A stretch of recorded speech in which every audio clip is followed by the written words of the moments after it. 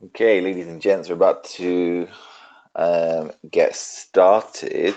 I'm just waiting for my co-host to get ready.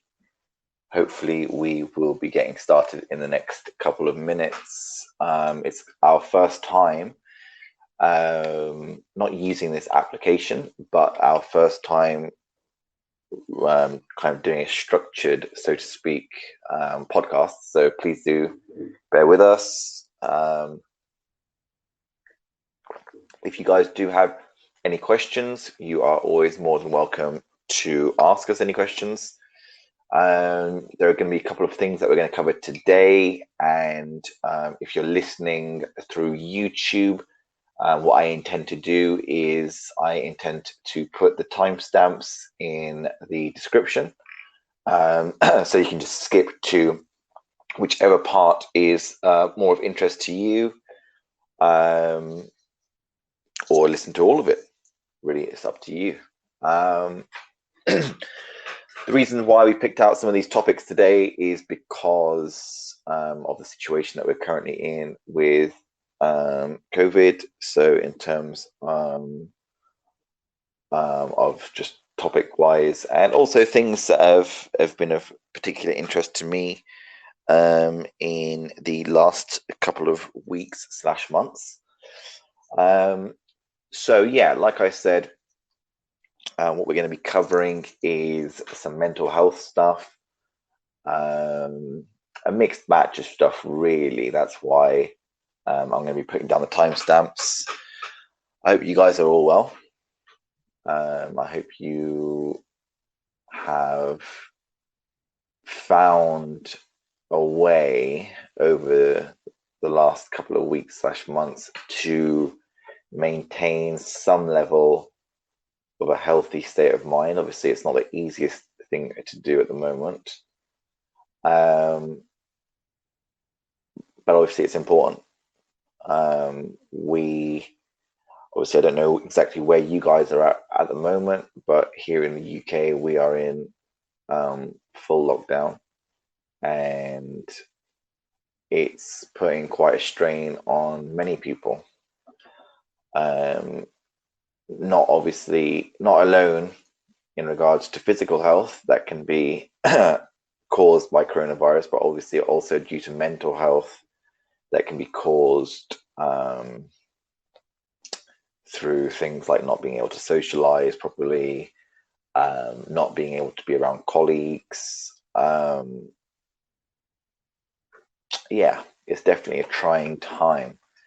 So yeah, what we're going to do is we're going to aim to discuss a couple of topics, and we're going to just talk about mental health, really. So hey man, how you doing? You all right? Yeah, I'm good. Yeah, what about you? Excellent. Yeah. I'm doing good today. Yeah, I'm doing good today. I'm looking forward to having a chat with you in general, and I'm also looking forward to having a chat with you in regards to some of this mental health stuff that we're going to cover. Yeah, sounds good. Let's just give a little introduction first to our listeners, both on stereo right now, but also those which are going to be listening on YouTube later as well. So basically, LevelUp Club was or is, I should say, a YouTube channel that I created for two reasons, really. Firstly, the reason was to share the knowledge that I am gathering regarding mental health and how to stay healthy. But it's also because I know for myself personally, sometimes I forget certain things that keep me healthy. And I thought it would be helpful to create videos that would remind me from time to time if I had kind of fallen off track, so to speak. So this is just going to be us having a conversation about some mental health topics. And yeah, I mean, this is the first time that I'm actually trying to do a podcast. So I'm looking forward to seeing how it goes. I'm sure it will go well. And if not, at least we get to have a good conversation out of it. Yeah, sounds good. Excellent. So how about you tell us a little bit about yourself? Would you like to tell us a little bit about yourself? Yeah, sure. So, mental health has also been a big area of focus of mine. So, particularly over the last few years, experiencing low mood, depression, things of that nature. Went through a whole Yeah, journey. So, in my adult years, childhood, teenage years was all relatively difficult mentally. But yeah, within the last few years, the last few months, that's been a big focus of mine. So, yeah, exploring different websites, different techniques, taking part in therapy, looking into Eastern philosophy, yeah. meditation, Buddhism, general things of that nature. So yeah, I've also seen your YouTube videos. So I know your background as well, and I'm happy to just bounce ideas off each other and speak about any topics Yeah, and things of that nature. yeah. Perfect, perfect. Yeah, that's great, man. Obviously, I understand a little bit regarding some of the experience that you've gone through because we've discussed this off air before. And I've had very similar experiences. So I feel like it's very interesting that I find that we're both on a similar path, and the way that we're actually going about trying to address it as well. I think there's many Yeah, different routes that you could potentially take, right? Um,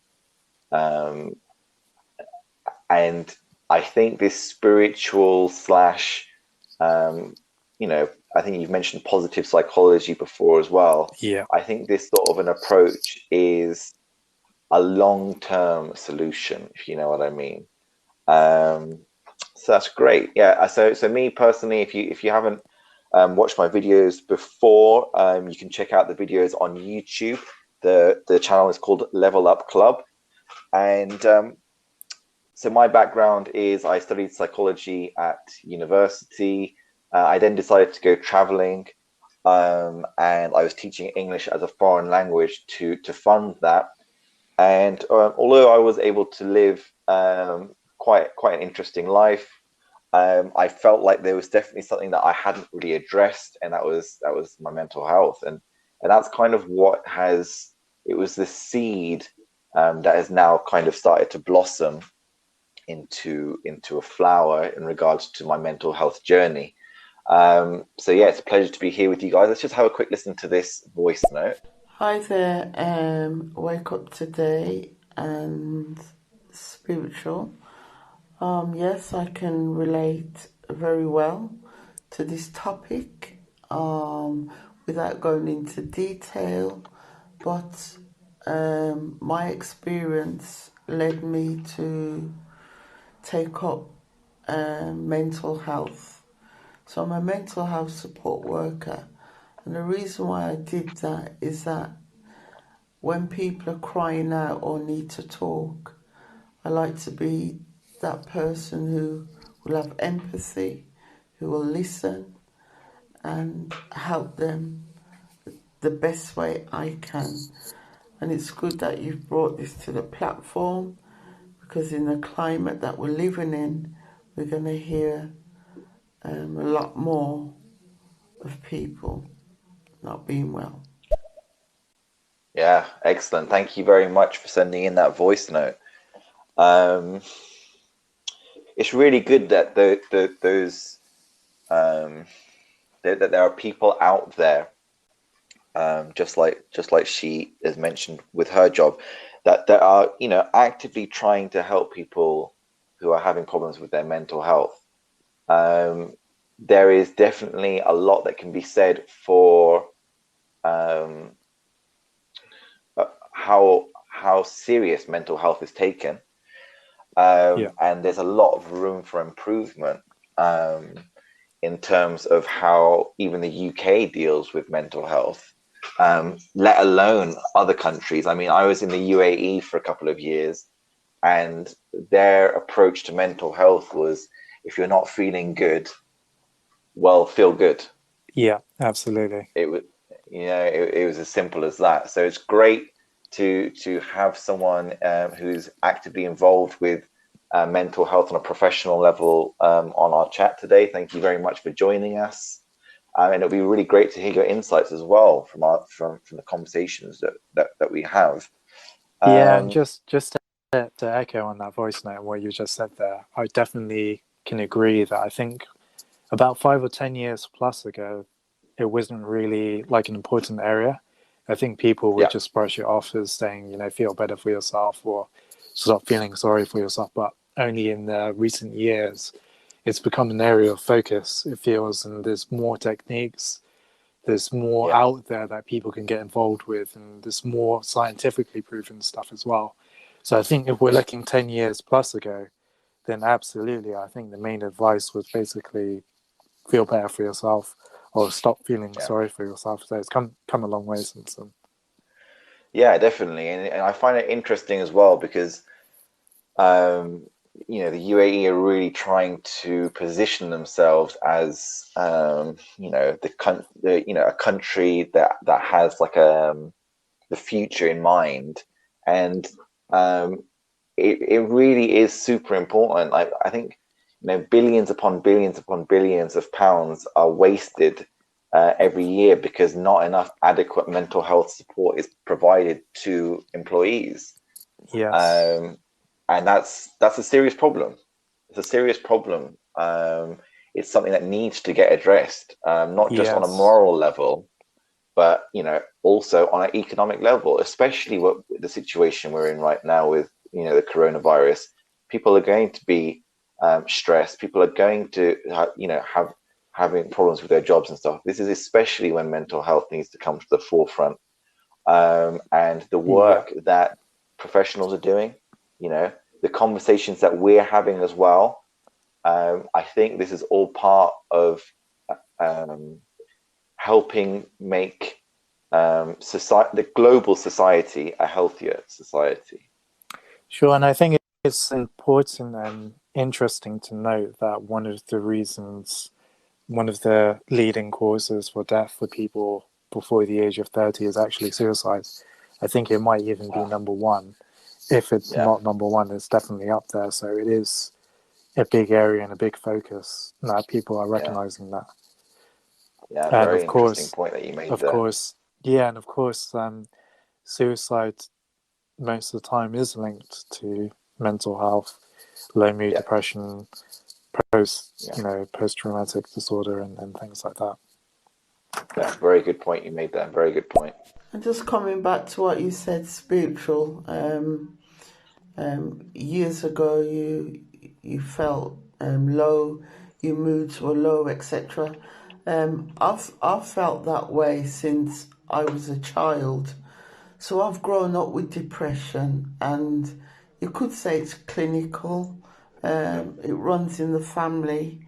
So yes, I've had it for many, many years, and I've been in a mental institute, etc., etc. I mean, I could go through it all, but there comes a time where your energy and it doesn't allow you to go deep anymore. But one thing's for sure, we need more and more talking. Yeah, very good point that you make there again. That's a nice I didn't voice realize. Yeah, please, go for it. Go for it. I was going to say that's a nice voice clip, and I'd be very interested and intrigued to know how her experience was in the mental institute, whether there was any benefits, and if so, what they were, and what her overall experience was like. Yeah, that would be very interesting to know for sure. For sure. We're lucky, we're lucky in a lot of ways in this country, but there really is a lot more that can be done. And I think, like what was mentioned in that clip, by having these conversations, we can help push you know, each other, firstly, to support one another better.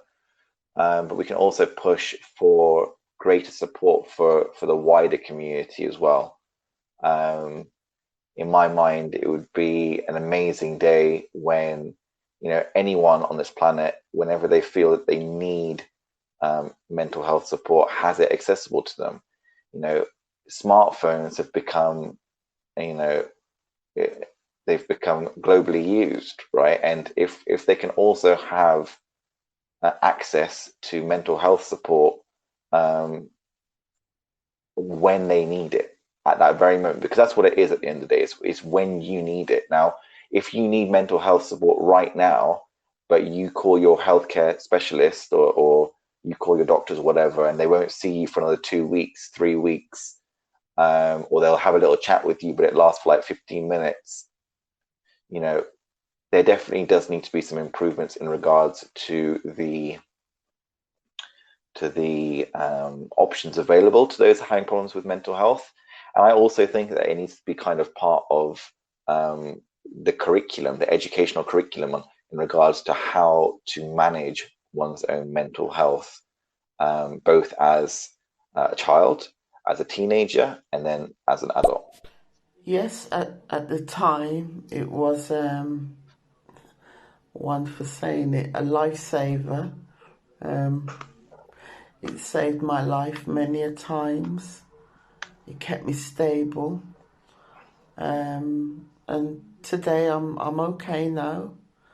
If I become low in mood or depressed or whatever, I recognize it, I understand it, I work with it, and I focus on the positive.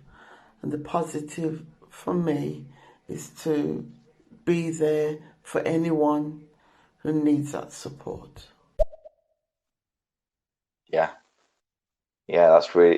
it's really powerful. And I think this was something that Spiritual and I discussed last time, which was the act of giving, you know, the act of being there for another person can be hugely healing, not only to the person who is having your attention given to them, but also to yourself.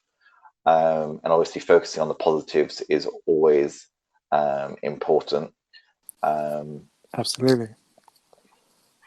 Yeah, what are your thoughts, Spiritualshaz, on? Yeah, so that's a lovely message that she just sent, and I think that's very positive, and it was great to listen to what her experience was.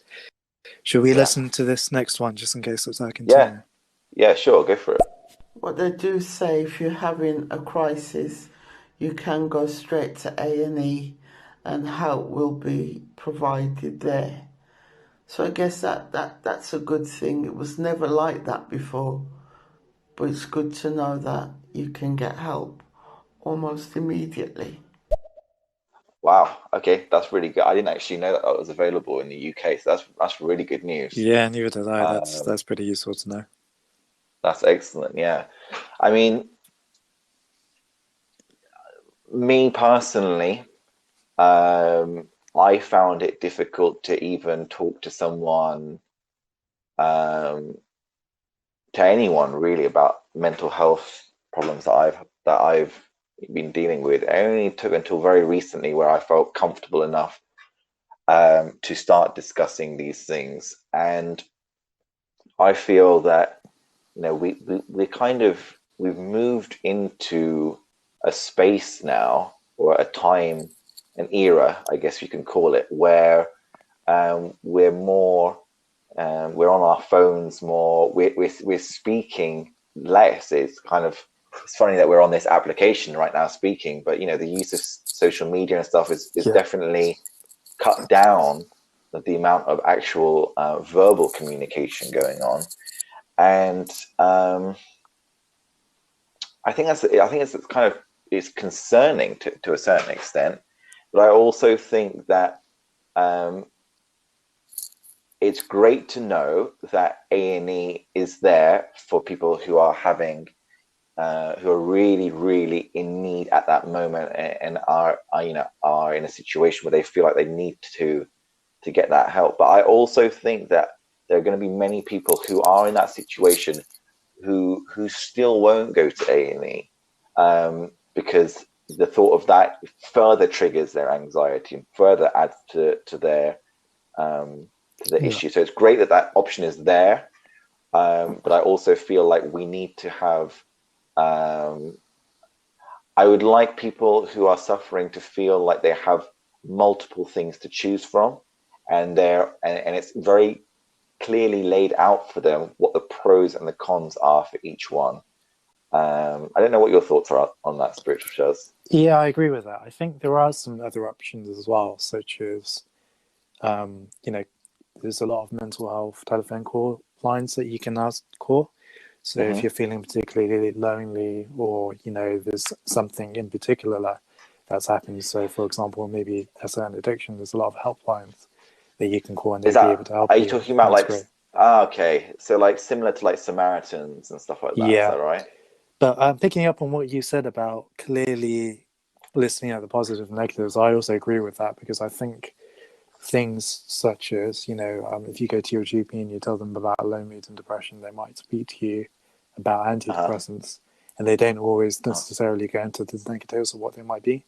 So, for example, withdrawal symptoms, things of that nature, they don't really pick up on that. So I definitely agree with what you're saying there about positive and negatives, that could definitely be improved on.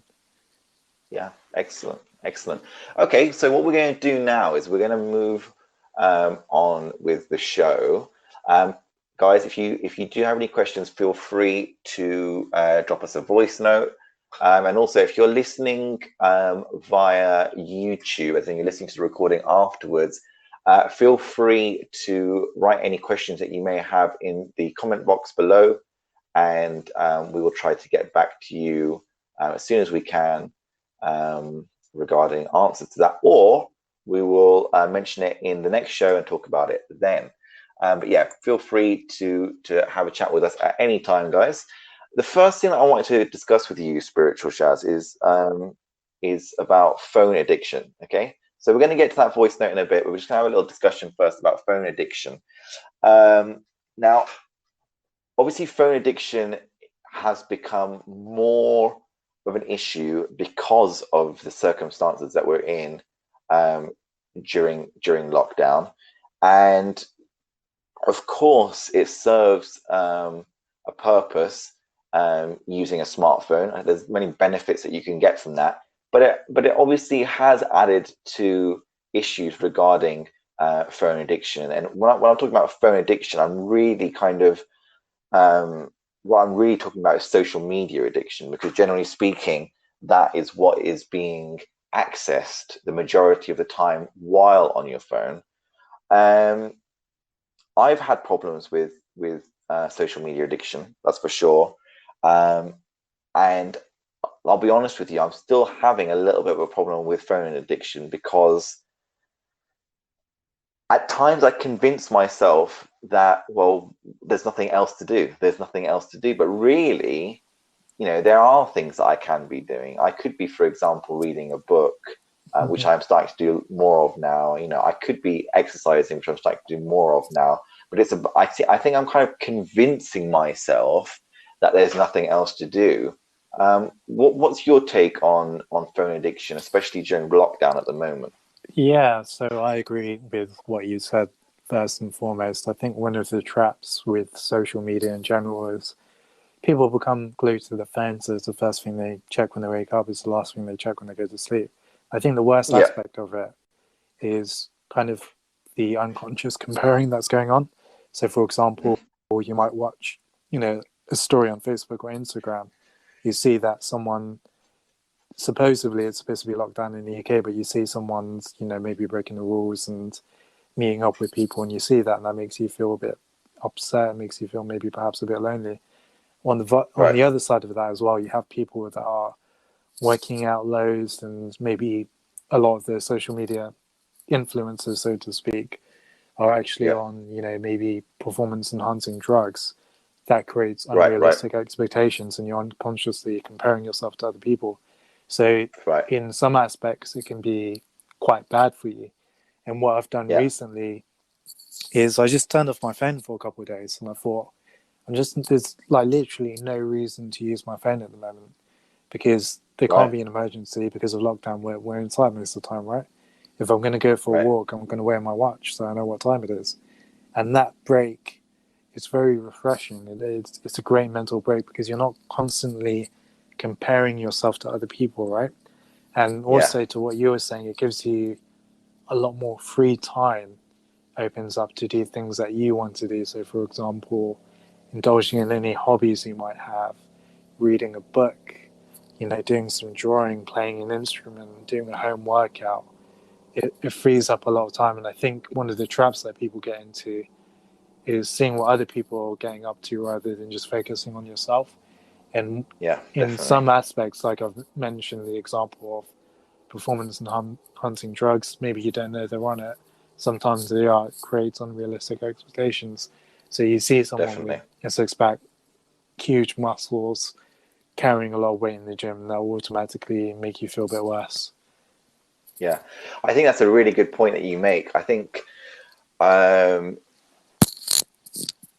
social media has the potential to allow you, it gives you something to aim for in some ways, but I think too often it does the opposite, where you see someone, for example, like you just mentioned, maybe they look like they're like super stacked, like they're really big.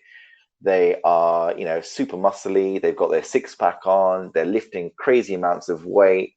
And then you might look at yourself and just go, well, it can make you feel worse about yourself. Now, that's definitely one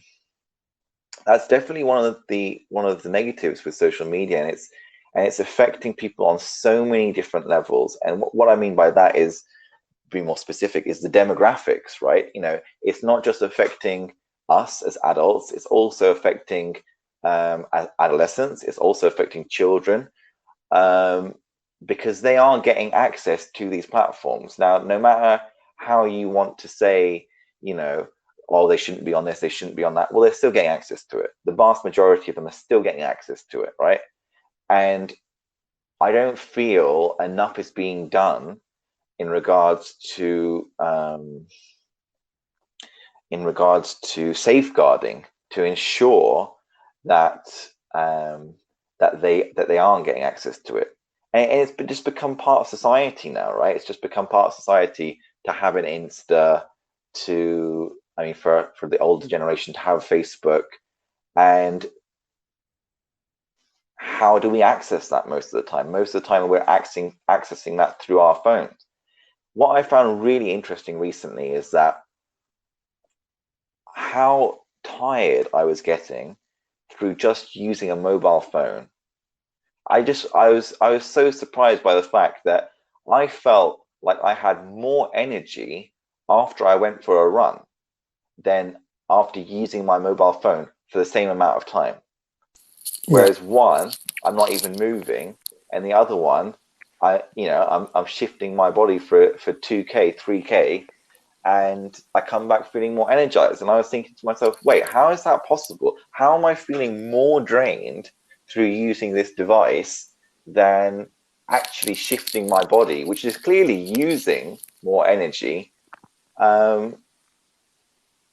really think, regarding this particular topic, I was in Thailand, I think it was about 2 years ago now, and I was there for a 1-month trip with my girlfriend at the time. And I think the day after I landed, my phone stopped working. And at that moment in time, I was like, whoa, what am I going to do? Like, I was so used to being on my phone, like, not all of the time, but at least for a couple of hours a day. And I went to a couple of shops and I was trying to find out how much it would be to get repaired. And they were quoting me crazy prices. Like, I was already on a budget when I was out there at the time. And I was like, well, I'm not going to spend that much. That's just way too much. So then I was just like, you know what? Forget it. I'm not going to actually get my phone fixed right now. I'm going to wait till I get back to the UK, and I'm going to get it fixed there, or I'm going to fix it myself. I think that was what the conclusion came to. And I'll be honest with you, those 3 to 4 weeks that I was out there, when I didn't have my mobile phone, yeah, the first couple of days were a bit uncomfortable. And granted, we wouldn't be able to have this conversation right now if it weren't for a mobile phone.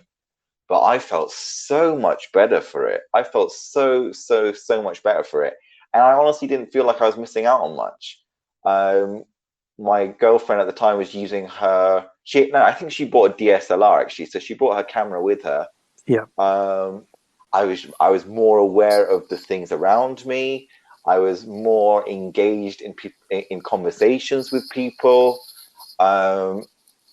I wasn't reaching for my phone. I was still waking up when I needed to wake up. Like, there were so many benefits that I was noticing.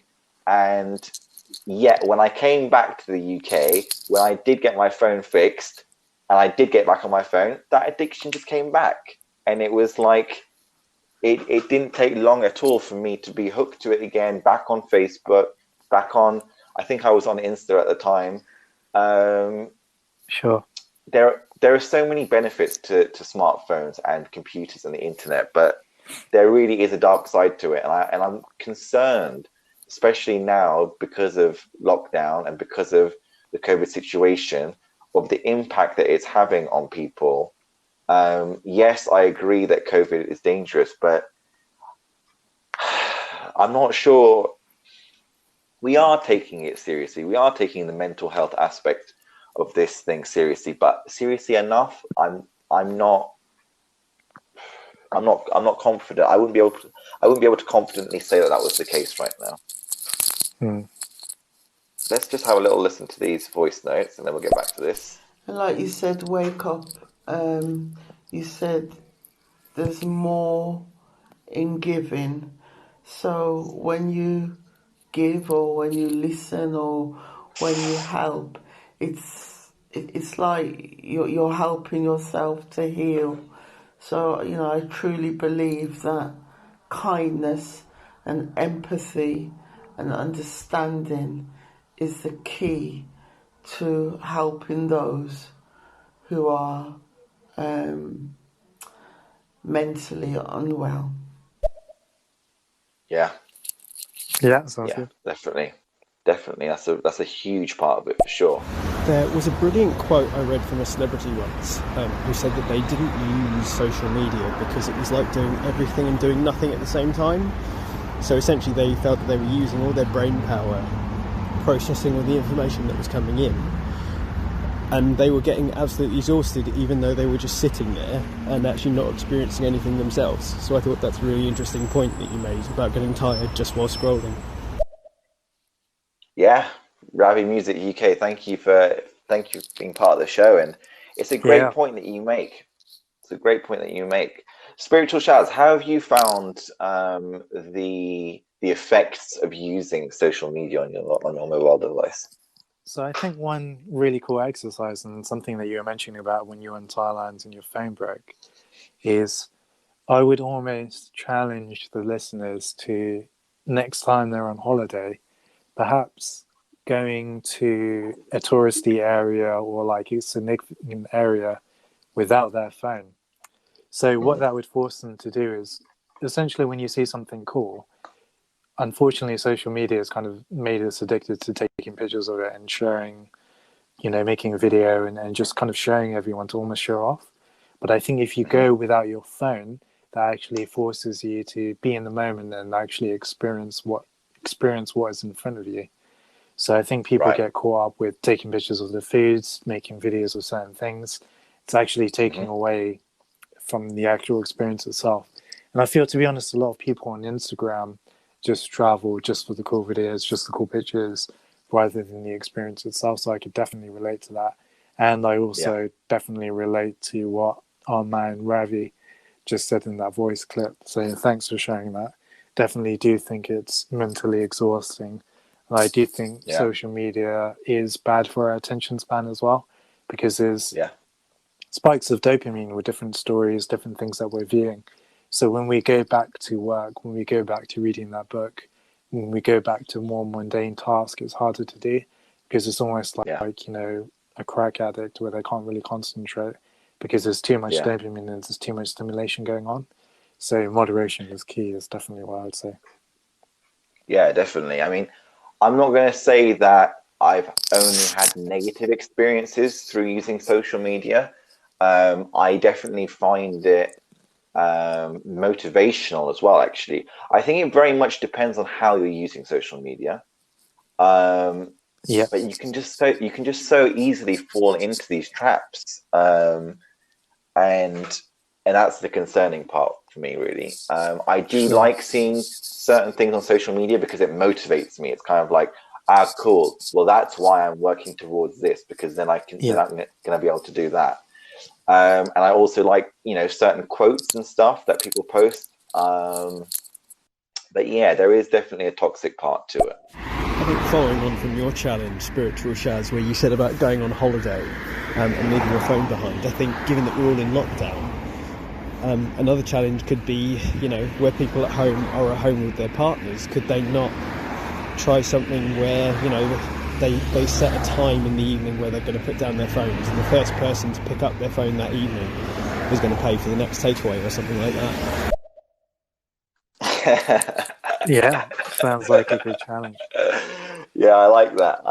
Yeah, thanks for the suggestion and voice clip, Ravi. I'd be interested to know your experience, whether you've tried anything like taking a break from your phone.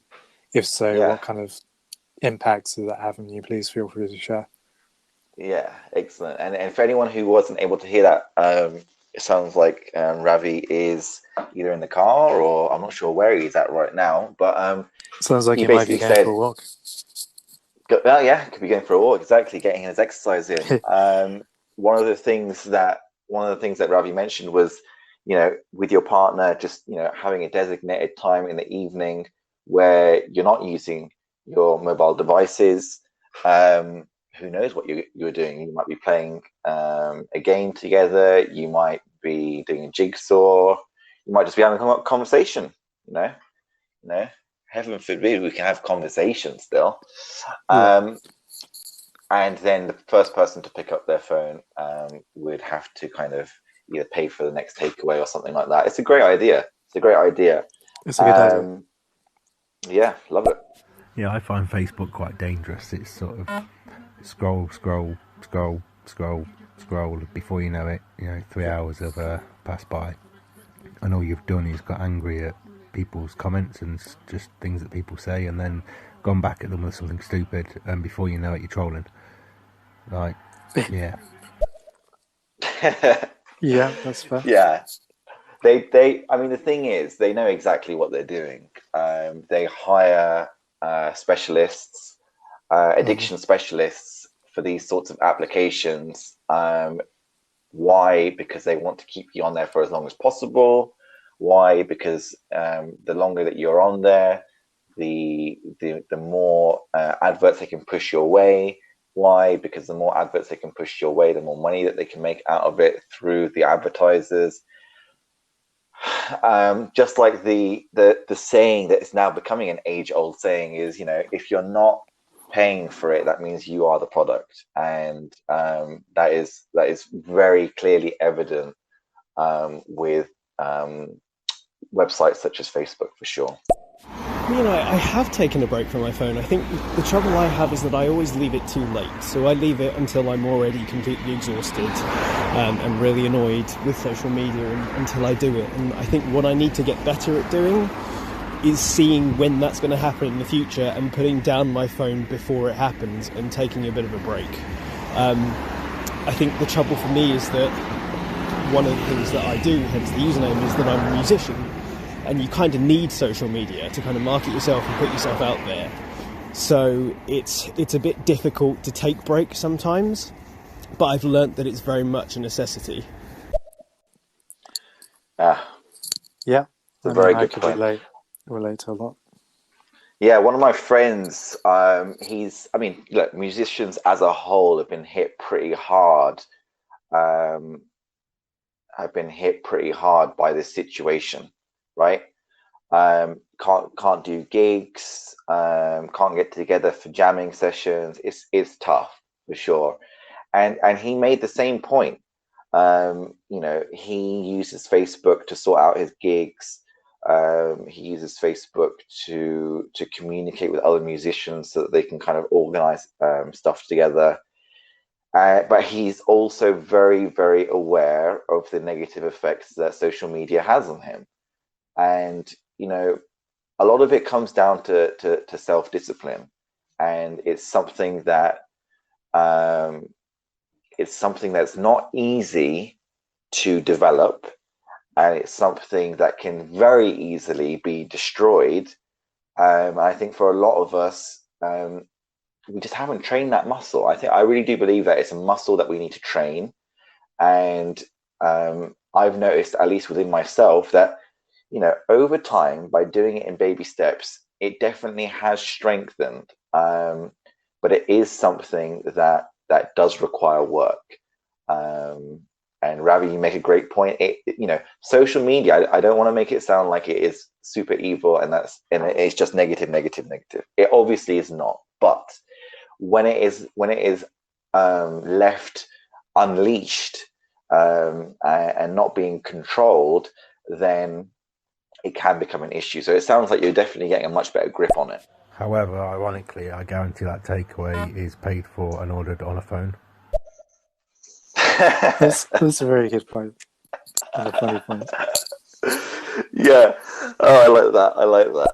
I think the interesting thing to me as well is that I think we all get tired using social media not as social media. So it's not a case of us even responding to the things that we see sometimes. It's just us literally processing it in silence. Which makes you wonder, how much is it actually designed to be a dialogue? And actually, are we making things worse by not saying things sometimes and by holding on to these feelings that we're just creating within ourselves? Yeah, very interesting point he makes there.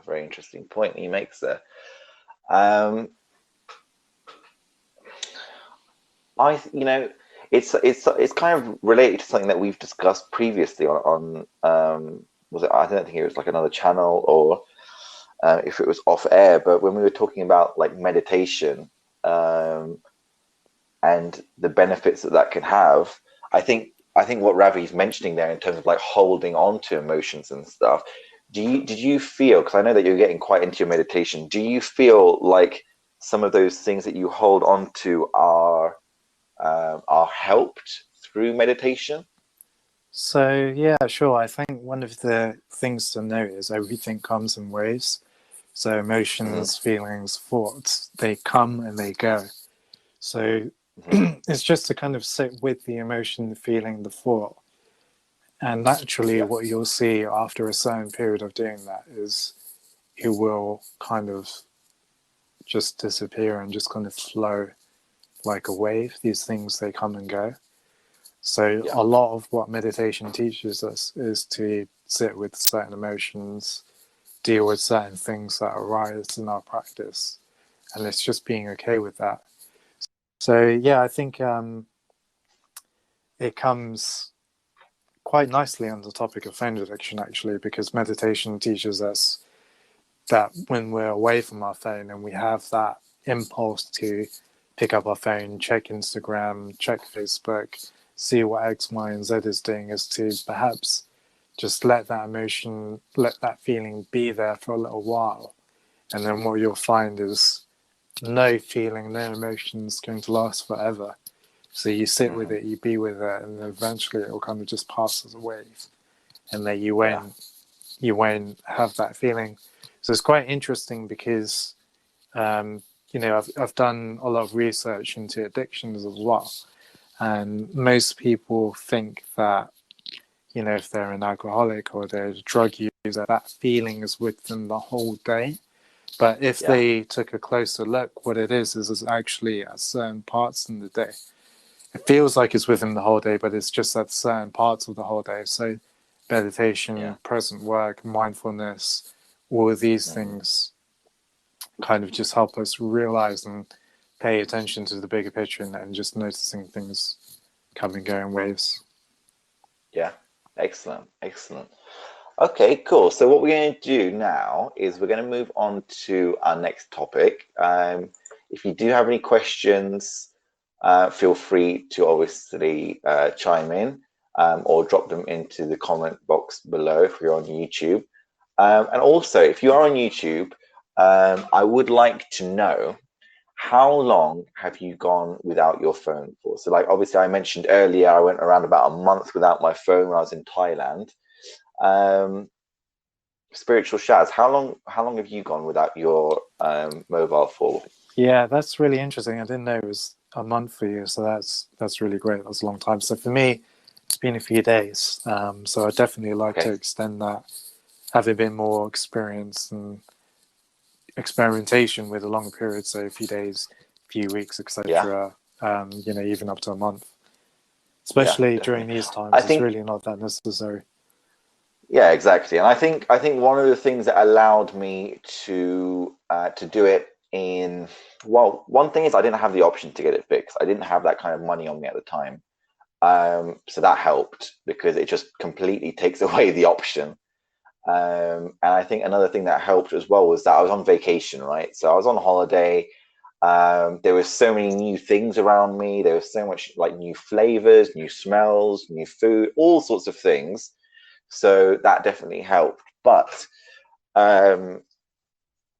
yeah, I mean, I'm seriously considering doing that again myself.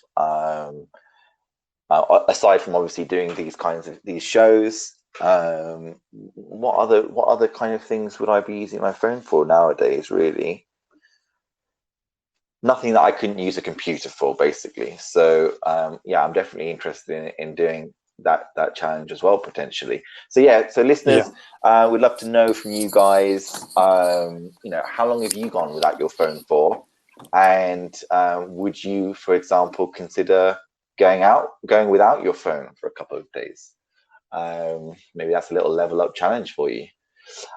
Cool. So next we're going to go on to accountability partners. Okay, so we're going to get to that voice note in a second. Just going to introduce this topic first. So an accountability partner, the kind of indication is in the name. They hold you accountable. It's a partner that holds you accountable. So let's say, for example, you normally eat, I don't know, 3 pizzas a week on top of your recommended daily or weekly allowance in terms of food intake, and you want to drop it to 1 pizza a week. Okay, so what you're going to do is your accountability partner is going to keep you accountable. So they're going to check in on you to see how things are going, and they can also offer some form of emotional support while you're trying to overcome whatever that thing might be. It could be phone addiction, it could be overeating, it could be whatever it is. Okay, the reason why I'm bringing this up right now is because there are a lot of problems going on right now. Okay, there are a lot of problems right now, and if you're in the UK, the NHS is really getting strained at the moment. I mean, that's what it's there for. I mean, it's there to help us, but it's really getting strained at the moment. And on top of that, if you're in the US, for example, and you don't have the money for the insurance required for mental health support on a higher level, it can be a real issue, right? Now, what an accountability partner is someone there who can help you through some of these problems. You're going to keep them accountable. They're going to keep you accountable. And it doesn't require them to be a healthcare professional. It doesn't require you to be a healthcare professional. It's simply a person who cares about someone else to keep them on track, and then they care about you and keeping you on track. So what I would like to know is, have any of you ever had an accountability partner before? And if not, is it something that you can see could potentially benefit your life in some way? So, Spiritualshaz, have you ever heard of an accountability partner before? Yeah, I have. And I have some experience with it to a certain degree. So, for example, I've done a lot of work myself on social anxiety, social phobia, and things of that nature. And where an accountability partner can come in regards to that aspect is if you go to a quote-unquote social gathering, so you go to the local bar or you go to the local event and you go with someone that knows of your struggles, sometimes they can help ease you into situations. So whether it's helping you start a conversation with someone or even starting a conversation with someone else and bringing you into it. Now that can be particularly helpful because sometimes the emotions are so overwhelming that it's hard to do by yourself. So having someone there can definitely help you, as the example that you gave. Another thing that I've experienced as well is group therapy sessions. So there's a therapist that we have that does them weekly on Zoom, and it's the same bunch of people every week. So we speak to each other, we're familiar with each other, we can hold each other accountable in regards to certain things. And it's also pleasant to see that each other are progressing, what each other have been struggling with and bouncing ideas off each other. So yeah, I think it's definitely something that can help and be beneficial. Okay, yeah, that's a good point. Now, is that something new? Have you in regards to like the group therapy stuff, is that something that you've always been going to? Is that something that's new? And how has that helped? That's been going on for a few months, and it's helped particularly because I think you get into this collective group or this collective tribe, if you will, with people that have similar issues, and it makes it a lot more relatable when you speak about certain issues. So, for example, if you're with someone at work and you're experiencing, it could be like an eating disorder, or it could be social anxiety, it could be an addiction that you face. Not everyone can relate to you, but in this specific group, we all have specific issues that are very similar to each other. So that allows us, A, to have a support group, B, bounce ideas off each other, and C, also, support each other, things of that nature. So do you find, it's something... Yeah, go ahead. Yeah, do you find that when it comes to things like addiction, that no matter the type of addiction, as in what you're addicted to, that the cause is generally the same? Absolutely. So addiction, generally speaking, is a maladaptive coping mechanism. So simply put, what that means is there's an underlying feeling, situation, something of that nature that's leading to an unproductive behavior. So it could be low moods. It could be a certain event that's been particularly dramatic, and you're using an unproductive behavior as a way of coping with the situation. So, for example, it could be overeating. It could be the classic examples of alcohol addiction, drugs, things of that nature, because it gives us a temporary high in a form of escapism. So, and would you say, would you say that social media would also fall into that bracket? Yeah, absolutely. So in this particular group, I don't know of anyone that suffers from that problem, but I'm sure that there is people that actually have a specific addiction with social media. Okay, yeah. I mean, that it definitely sounds like that, because it does give you that kick, doesn't it? I mean, that's part of the reason why we go onto social media, because we feel bored, so to speak, or at least a lot of the time we do, and we want that kick. We want something to kind of excite us, even though it's on a lower level, or at least keep us occupied. I mean, there's definitely some correlation there in terms of the benefits of group therapy and the benefits that you can get from an accountability partner. And I think, a lot of the things that happen as well is that through going to these group therapy sessions, you may find an accountability partner, if you get what I mean. Yeah, absolutely. Can you think of maybe something for you personally where an accountability partner would be helpful for you, that you think it would be of benefit to have someone who you check in with every couple of days, to see if they're keeping on top of something, and for them to see if you're keeping on top of something? Yeah, of course. So, I think there would be many benefits, mainly what you said. For me specifically, I guess to a certain extent, social anxiety, social phobia is to a certain degree still there. So having an accountability partner regarding that specific area is certainly helpful. Now, with the group therapy, as I've mentioned, that in itself is kind of accountability, because if you have any problems or you indulge in any addictions, quote unquote, unproductive behavior, then there's, you have to be accountable to the therapist and the people that are in the session with you. Yeah, and of course. Same question to you. How about yourself? Yeah, definitely. In regards to, for example, phone use, I could definitely do with having an accountability partner, someone who can basically just check in with me every couple of days to see, okay, well, you said that you would be using your phone for, I don't know, like 3 hours a day maximum. How many days have you been doing it for? I think there is a fine line between it being helpful and it being harmful, because it can sometimes cause too much pressure. But what I would suggest is, whatever you think that you're going to feel comfortable doing, do a bit less than that.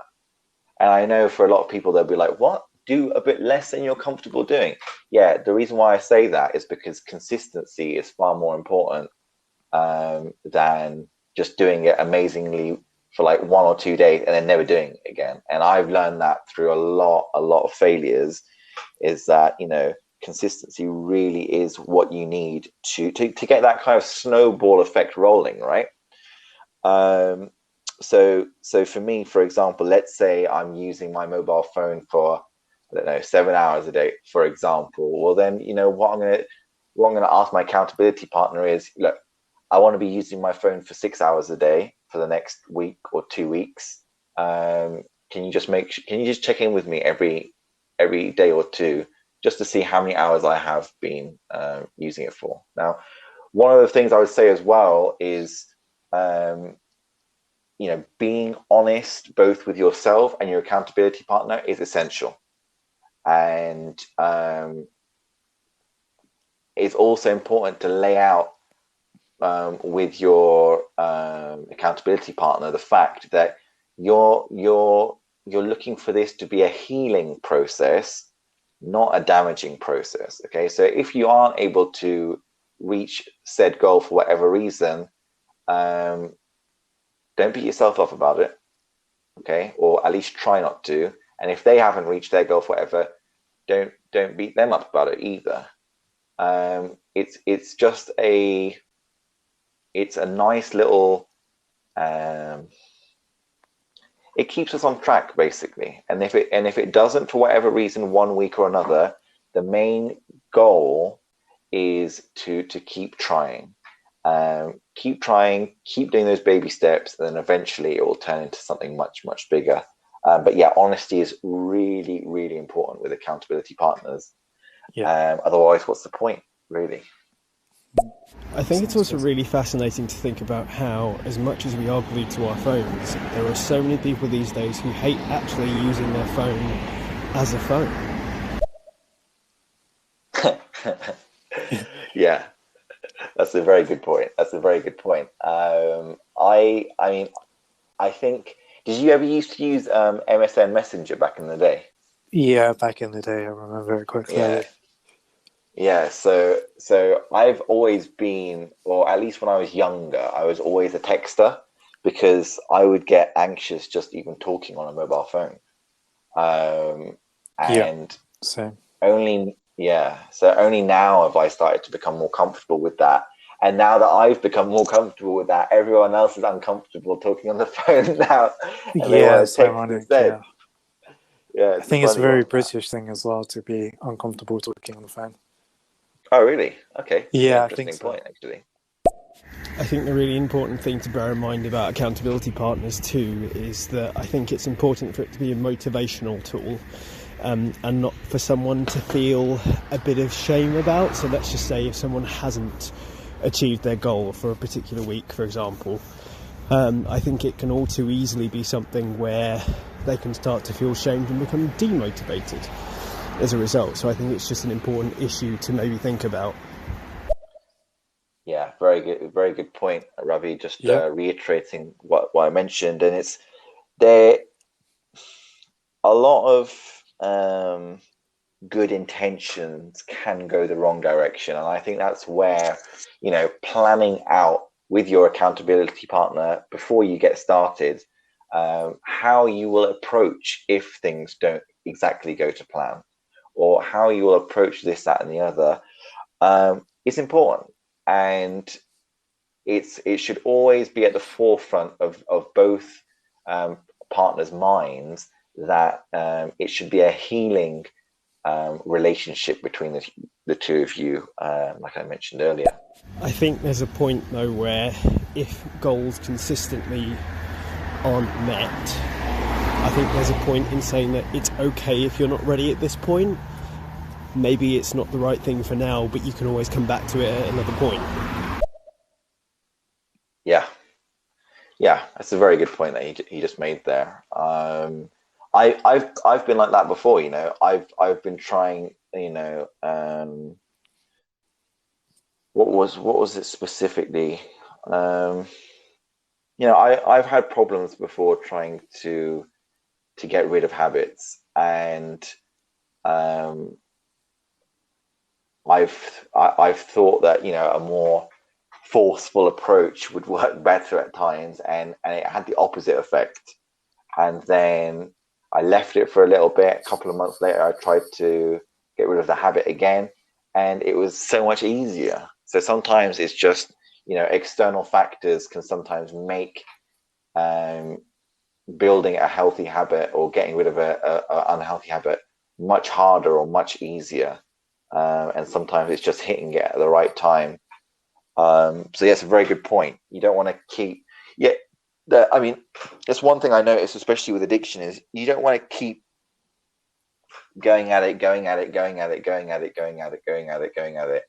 and to keep failing, or at least when you frame it as failure, because that can completely demoralize you, kind of like what Ravi was alluding to. So it has to be dealt with delicately, for sure. And I think that awareness that, I gave it a good go, it's not quite working out for me right now, but maybe I can alter the approach, or maybe I can give this another go in 2 weeks once I've got my bills sorted out, or maybe just playing with it a little bit, and also understanding this is a marathon, not a sprint.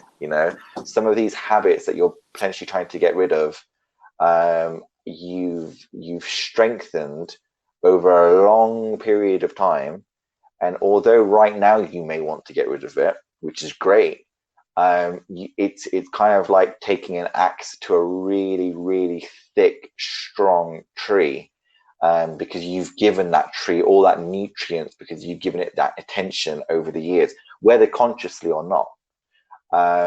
And it's okay if it takes a couple of weeks, a couple of months, even a couple of years to address that issue completely, because at the end of the day, looking at life as an optimist, you probably have a good 20, 30, 40 odd years going into the future. So if it does take time now, if you do fall a couple of times now, which is inevitable in the process of trying to remove an unhealthy coping mechanism, a negative habit, whatever it might be, that it's completely okay, it's completely natural for you to go through this process of going, oh, this is not working, oh, I'm not sure I can do this. I didn't know that when I was trying to get a handle on some of the problems I had, I didn't know that was the case. I thought that it was solely something that was a problem with me, that I wasn't able to get rid of these unhealthy coping mechanisms. The reality is you've built up these unhealthy coping mechanisms because you needed that. Okay, there was a need for it. Yes, there could have been healthier ways for you to deal with that issue, but it wouldn't have become a habit unless it was working in some way, shape, or form. So I think a really important part is to say to yourself, not to beat yourself up for doing it, but to say to yourself, it served its purpose. When I needed it, it was there.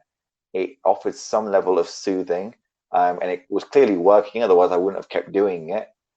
But now I'm at a point where I want to start looking at what is a healthier way to deal with this. And it doesn't mean that I need to get rid of that other thing straight away.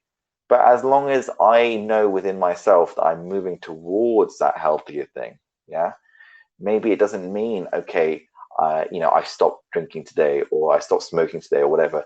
But, okay, today I spent 15 minutes looking at an article about how to stop smoking. Okay, I still had my cigarettes, but I looked at that article. Okay, cool. Oh, tomorrow what happens? Okay, well, I actually smoked 2 cigarettes less than I did the day before. Just that, I think with human beings, as long as we feel like we are progressing towards a goal, sometimes it's almost as good, if not better, than actually reaching that goal, because you feel like you're moving in that direction.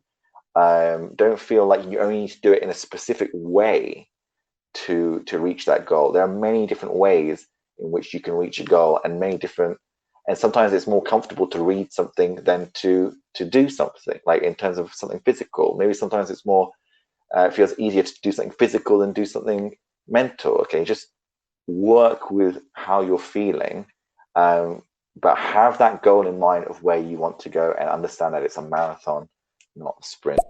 I think it's also about being inquisitive if you feel you aren't meeting your goals. And I suppose on the first few occasions, not going, well, I'm never going to do it. It's about, okay, well, why didn't that work, and how can I change it to make it better? Yeah, definitely. I mean, introspection is, it's probably one of the most vital tools for people such as yourselves, because you're all on here right now, who are looking to improve your mental health, but more specifically, the quality of life that you live, right? Because you're going to be stuck with yourself until the end of your existence, at least this time round, depending on what beliefs that you have. And introspection allows you to learn to love yourself better. And I think, a lot of the problems that I had growing up was because I had no idea, which is pretty common for a young person, to not really know why they're doing what they're doing. And I think, the more time we spend understanding ourselves, and understanding our needs, and understanding what works for us and what doesn't work for us, and then acting accordingly, we have a much better chance of loving ourselves and then improving our overall quality of life. Spiritualshaz, I was just wondering, how do you look at introspection and looking at your own, the way that you react to the external, and just the way that you kind of observe yourself? What kind of effect or relationship have you had with introspection? So I think it ties into a lot about what I was saying about meditation, presence work, mindfulness, things of that nature. Just essentially you get used to your thoughts, emotions, feelings coming in waves. So I think that would just tie into the mindfulness work I've done, the meditation work, and things of that nature. And I don't think there's too much more I could add. But like in terms of, let's say, for example, you were mentioning some stuff about social phobia and social anxiety before, right? Sure. Do you ever kind of think about where your mind is at, or where your mind was at when you are in those situations when you feel social phobia, and like what leads to that kind of feeling within you? Yeah, so I think one of the main concepts that I think rings true for social anxiety, social phobia, is generally someone that has that feeling or has that problem is focusing on themselves too much, rather than the other person or the other people in the group. So when there's so much inner reflection, what are they thinking of me? Am I doing X, Y, and Z correctly? Then that creates a lot of anxiety, a lot of unpleasant feelings. So one of the common tips that people give in regards to social phobia, social anxiety work is focusing on the other people as well as yourselves, focusing on what the other people are saying, and that alleviates a lot of the anxiety, a lot of the bad emotions. So I guess what I'm saying is the focus on yourself too much can be a bit overwhelming sometimes. Yeah, that's a very good point. I think I watched a video recently on YouTube by Jordan Peterson, who is a clinical psychologist, I believe. And he mentioned what you just covered there in regards to if you're having problems in social situations, and you're feeling like you're in your own head, then to kind of put your focus on the other person, to ask questions about the other person, and humans being humans, we, or at least the vast majority of us, like to be asked questions. We like to, because it makes us feel important. It makes us feel like we're being listened to, and especially in this age that we're in right now with social media and the internet and stuff like that.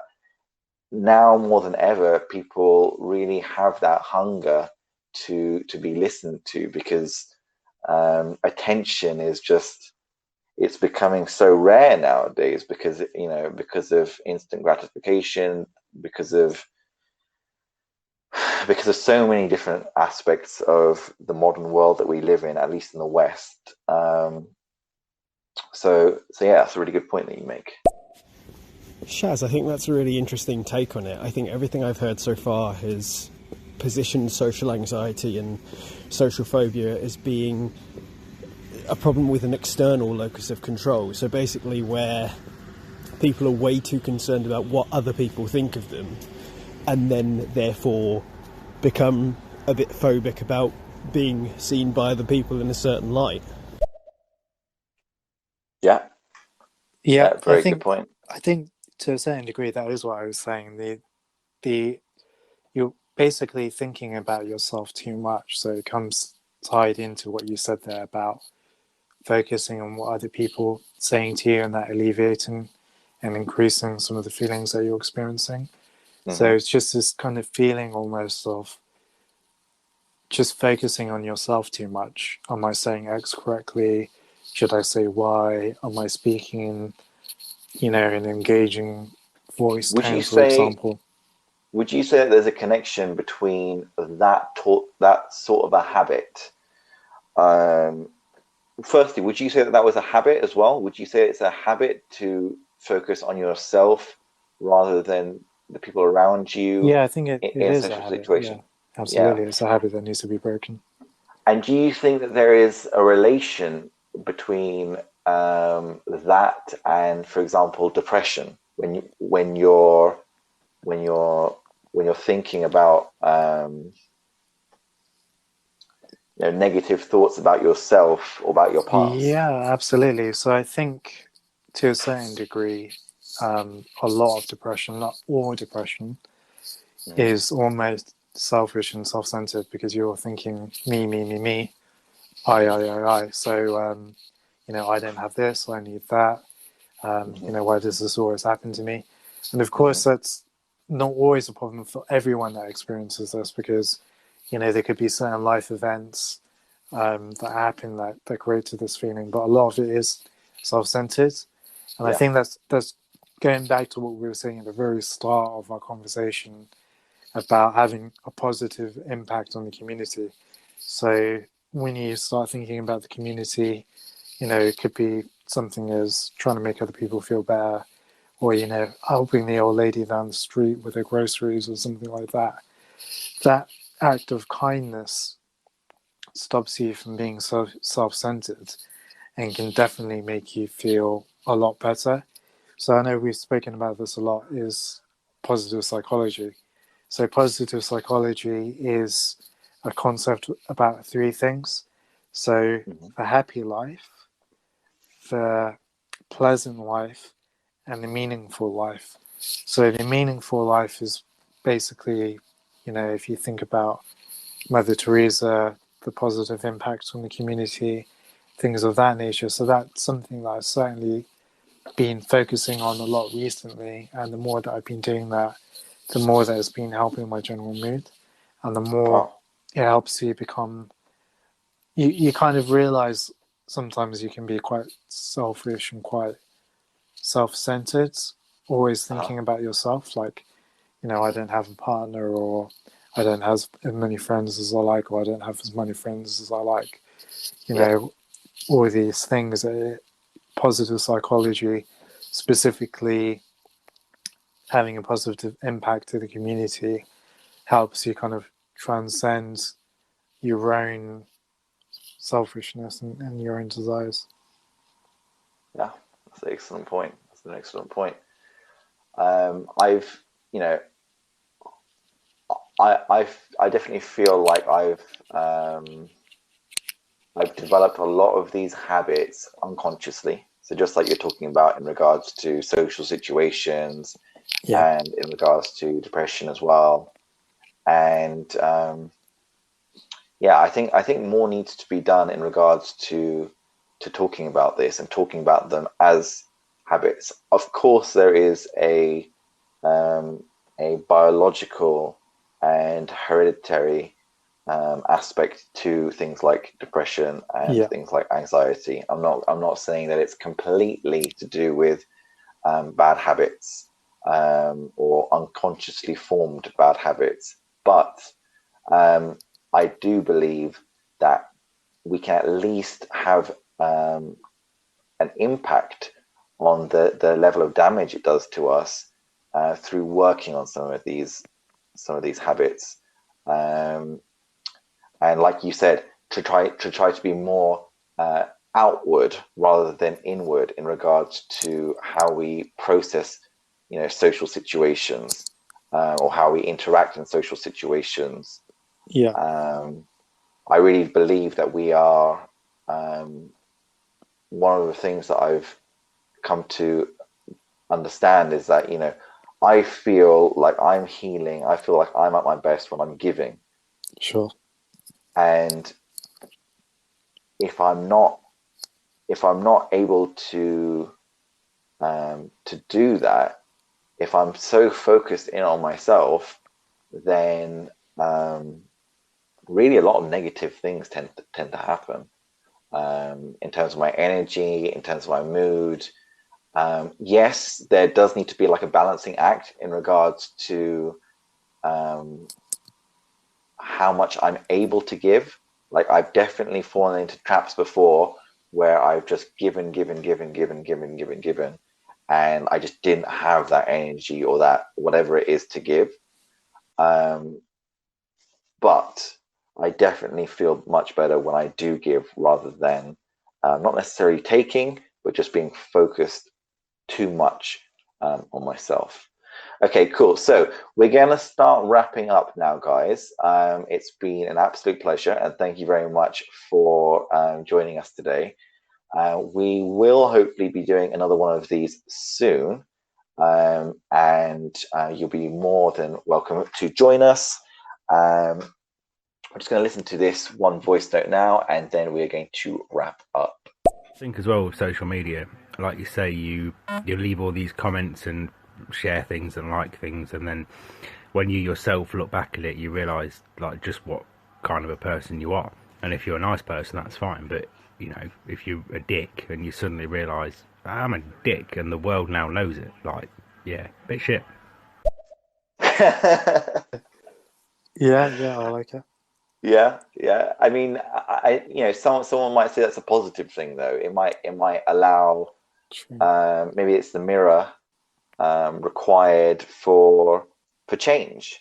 That level of self-reflection. I've had that, and I'm going to wrap up straight after this. But I've had that with partners before, where I've thought I've been acting a certain way, and then they bring to my attention that I haven't.